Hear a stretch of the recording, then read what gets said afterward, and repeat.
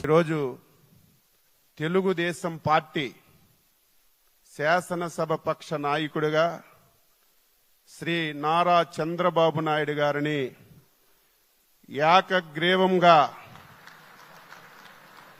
ఎన్నుకున్నట్లు ప్రకటిస్తున్నాను.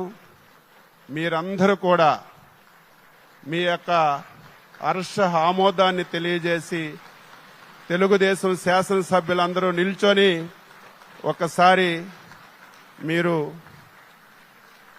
దీన్ని ఆమోదించవలసిందిగా మీ అందరికీ సందర్భంగా కోరుతున్నాను.